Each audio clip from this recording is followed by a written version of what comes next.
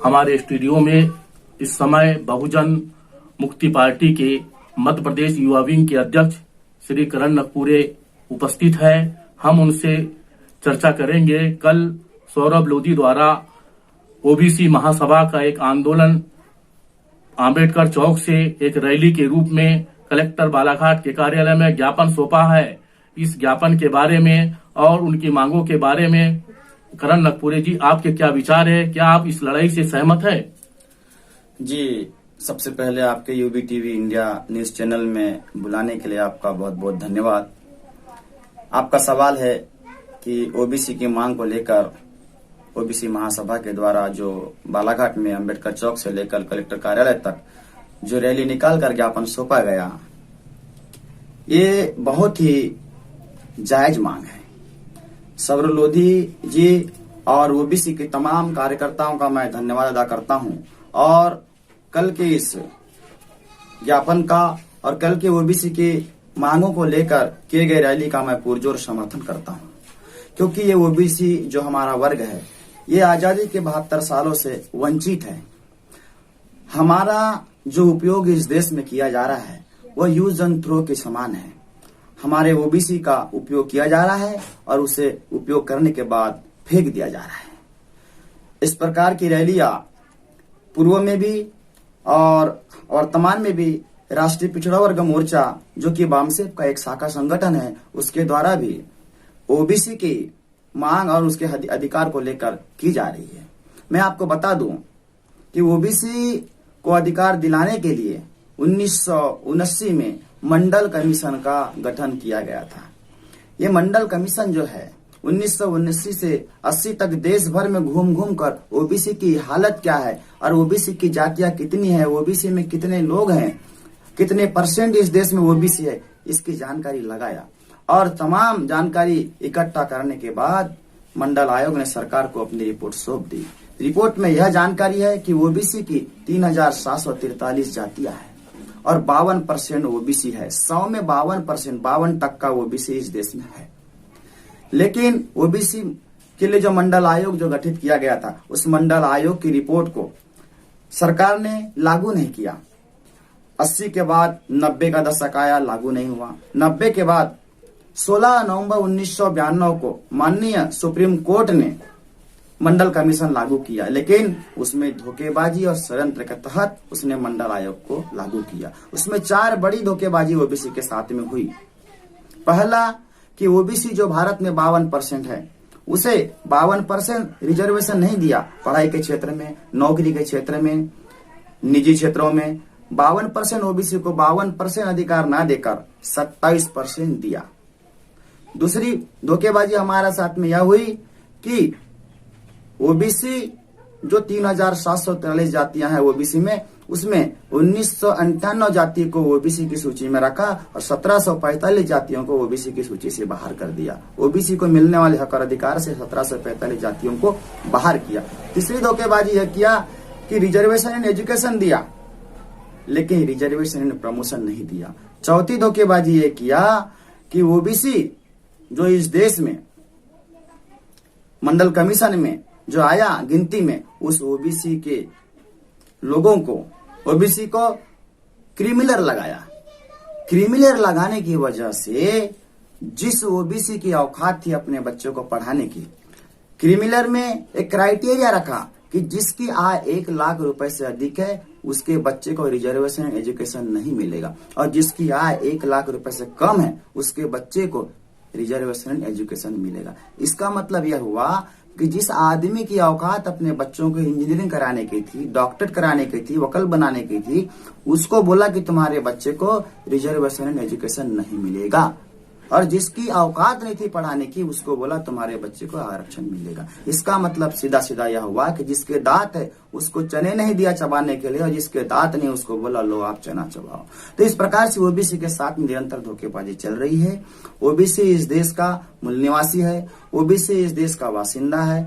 OBC को उसकी संख्या के अनुपात में उसको हक और अधिकार मिलना चाहिए। कहा जाता है कि जिसकी जितनी संख्या भारी उसकी उतनी भागीदारी। हमारी जनसंख्या इस देश में 52% है। हमको पढ़ाई लिखाई के क्षेत्र में, नौकरी के क्षेत्र में 52% हक मिलना चाहिए। ये प्रतिनिधित्व है। ये प्रतिनिधित्व हमको 52% मिलना चाहिए, ये हमारी मांग है। अच्छा करण जी, ये मेरे समझ में नहीं आ रहा है कि इस देश के अंदर में कांग्रेस में इंदिरा गांधी की सरकार बनी, जब मंडल कमीशन की रिपोर्ट आई उसके बाद में, फिर उसके बाद राजीव गांधी की सरकार बनी, फिर नरसिम्हा राव जी की सरकार बनी, फिर डॉक्टर मनमोहन सिंह की सरकार बनी। लेकिन इस कांग्रेस के कार्यकाल के समय किसी भी 52% आरक्षण मंडल कमीशन को लागू करने के लिए सरकार कभी गंभीर नहीं रही, चाहे कांग्रेस हो चाहे भाजपा हो। इसके बारे में आप क्या कहना चाहते हैं? देखिए, इसके पीछे भी बहुत बड़ा षड्यंत्र है। ओबीसी को अगर अधिकार मिल जाता और ये कांग्रेस जो सत्ता में रही 50 साल तक, अगर ये ओबीसी को अधिकार दे देते तो ओबीसी जो कि वर्ण व्यवस्था में चौथा वर्ण है, शूद्र, तो ओबीसी को अधिकार मिल जाने की वजह से ये जो इस देश में जो बहुत ही कम संख्या में जो स्वर्ण जाति के जो लोग हैं, जो ऊंची कास्ट के जो लोग हैं, उनको जो नौकरियां कम हो जाती, और ओबीसी जब नौकरी में आ जाता आरक्षण की वजह से, तो नीचे का जो पायदान में सबसे नीचे जो बैठा है वो अगर से खसक जाता, तो ये जो व्यवस्था है, ये चातुर्य वर्ण व्यवस्था, ये धड़ाम से इस प्रकार से गिर जाती। तो ये गिरे ना, इसलिए पूर्ववर्ती जो सरकार है कांग्रेस की, उसने कभी भी नहीं चाहा कि मंडल कमीशन हम लागू करें और ओबीसी को उनका हक और अधिकार दे। दूसरी बात यह है कि ओबीसी के जो किसान हैं, ओबीसी के जो स्टूडेंट है, ओबीसी के जो मजदूर है, उन लोगों के लिए बजट ज्यादा बनता, ओबीसी की जनसंख्या पता चल जाती तो ओबीसी की जनसंख्या ही नहीं होने दे रही है। पता है सरकार, कांग्रेस की सरकार ने कभी ओबीसी की जनगणना नहीं कराई। 10 साल में एक बार जो सेंसस होता है, तो ये षड्यंत्र इसलिए किया जा रहा है क्योंकि बजट अगर से ओबीसी के लिए बनता है तो ओबीसी का विकास होगा, क्योंकि विकास पैसे से, बजट से होता है। विकास बोलने से नहीं होता, विकास बजट पेश करने से होता है। अच्छा, ये बताइए कि भारत की आजादी के बाद जब हमारा संविधान लागू हुआ तो SC ST को भी आरक्षण दिया गया, 14% ओबीसी के बारे में भी बात आई कि उनको भी आरक्षण दिया गया। भले ही उनकी संख्या के अनुसार उनको आरक्षण नहीं दिया गया, बाकी SC ST को उनके संख्या के आधार पर आरक्षण दिया गया, है ना। अच्छा, ये बताइए, सामान्य वर्ग को मोदी सरकार के समय में 10% आरक्षण दिया गया, तो ऐसी दशा में कहीं ऐसा ओबीसी महसूस नहीं करता होगा कि उसके साथ बेइंसाफी तो हो रही है? बिल्कुल बिल्कुल, ये बात आपने साफ साफ कही। ये ओबीसी के साथ में बेइंसाफी है। 3.5% जो इस देश में संख्या है, उनको 50% आरक्षण ऑलरेडी है, और उसके बावजूद उनको मोदी सरकार के राज्य में 10% एक्स्ट्रा फिर से आरक्षण दिया गया।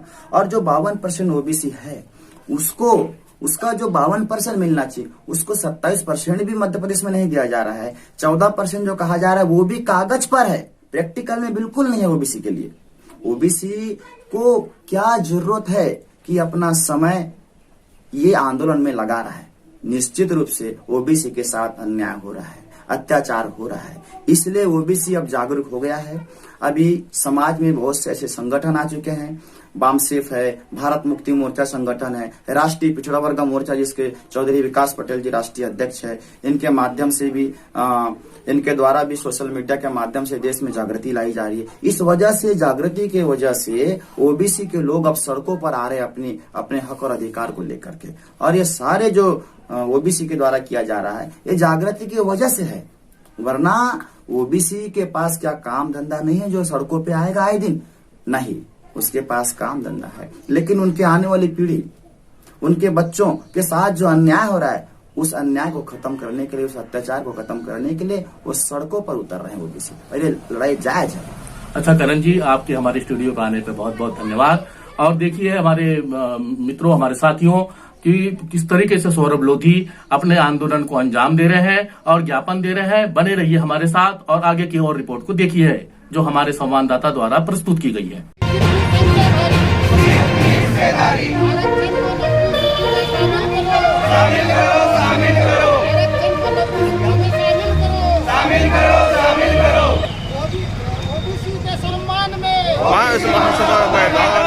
ओबीसी के सम्मान में, ओबीसी की यही पुकार, हमारी मांगे पूरी करो, शिक्षक भर्ती शीघ्र करो, हमारी मांगे पूरी करो, शिक्षक भर्ती शीघ्र करो, हमारी मांगे पूरी करो, शिक्षक भर्ती शीघ्र करो। हम अपना अधिकार मांगते, नहीं किसी से भीख मांगते, हम अपना अधिकार मांगते, नहीं किसी से भीख मांगते। जितनी संख्या भारी, उसकी उतनी हिस्सेदारी, जितनी संख्या भारी, उसकी उतनी हिस्सेदारी।